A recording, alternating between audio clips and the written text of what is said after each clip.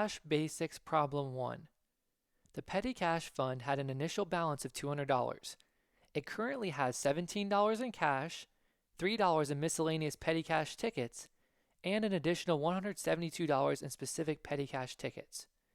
The debit to cash short and over would be how much? This question relates to cash short and over, which is a very special, interesting account. As the title suggests, it does deal with cash. However, this account actually does not go on the balance sheet under cash or is affected by that specific aspect of the balance sheet. Here's the idea. There's different aspects of cash. There's the cash balance, there's also petty cash and other miscellaneous cash accounts that relate to cash, cash equivalents, those types of things. Now, this problem is talking about the petty cash fund. It has an initial balance.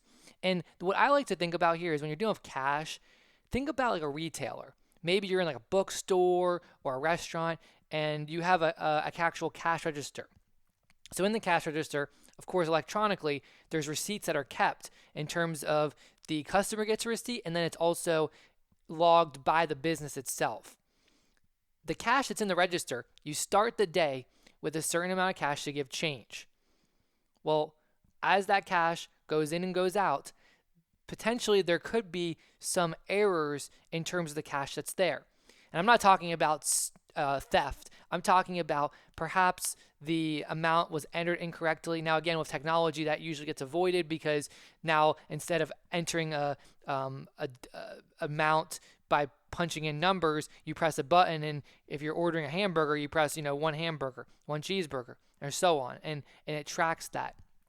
However, in the old days, you would actually enter in the dollar amount. And maybe if you rung up $3.19, you might have accidentally rang up $3.91. It might have been a transposition. You might have made that mistake. And that's normal business. If you have lots of transactions going on during the day, that can happen. So the idea here is think about many different registers at a business and whatnot. And the petty cash fund is similar in that a petty cash fund is like a lockbox where you have this amount available, or it's a box where you have this cash on hand for small little transactions at the business. And you put receipts. And we're told here that they're petty cash, miscellaneous petty cash tickets in this question, and specific petty cash tickets. Think of those like receipts. When money is needed from the petty cash fund, you write up and you explain why the money is taken out, and you put that in there to keep for the internal control purposes. Again, there could be some issues. You might have taken out more money than or less money than you actually wrote in the ticket. And again, holding aside theft, it's possible. There could be errors. So the idea here is this cash short and over account is not a cash account. So cash short and over actually goes in the income statement. It is a income or it is a expense account depending on the situation.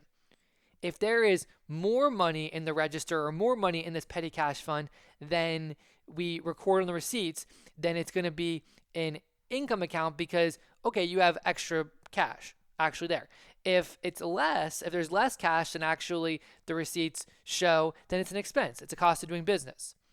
Here, we're actually asked what the debit to cash short and over is. If it's a debit to cash short and over, that means it's going to be an expense. Think about DEALOR. DEALOR. Remember, this is the acronym I love to use. On the left side, we have our drawing, expense, and asset accounts. On the right side, we have our liabilities, owner's equity, and our revenue accounts. That's how they increase. That's how these accounts respectively increase. And it's important to remember that if you have a debit to an expense, it's going up. So here, if there's a debit, if you're asked about a debit balance, that means it's going to be an expense. And again, a cost of doing business. If you're asked for a credit balance, then that means it's going to be an income account and like a revenue account. It's going to be more cash receipt. So the way to do this here is we're going to take the initial balance of $200. We're going to start off with the initial balance of $200. So let's start there, $200. We're going to subtract away the cash that is currently in there, $17. We know the cash in the petty cash fund is $17, so we subtract that away. And also, we're going to subtract away the miscellaneous petty cash tickets and the additional. Now, it's possible that the numbers, the 17, the 3, and the 172 equal 200, but they don't here. If that's the case in practice, you don't need to make any type of adjustment. You don't need to do any type of debit or credit to cash short and over here. So we're also going to subtract away the $3 in miscellaneous petty cash and the 172 in specific. So we subtract those away. If you add up these three numbers, which we're subtracting away, you're going to get $192. $192. So if we subtract, we get $8. Now again, the problem tells you that you need to debit cash short and over. So we debit it by $8. That is the answer. So it's an $8 debit to cash short and over, which means it's an expense. That means that this cash short and over goes on the income statement as an expense, not under revenues and income. It goes under the expense side. Now, that is the amount.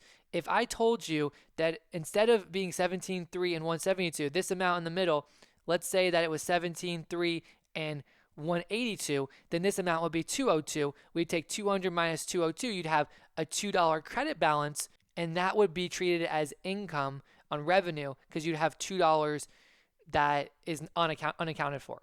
So that's really everything here. Again, what you're doing is think about like a register, which you can also, I know we're talking about petty cash here, but the same can apply to a cash register or the petty cash fund where you have a lockbox and you have cash in there.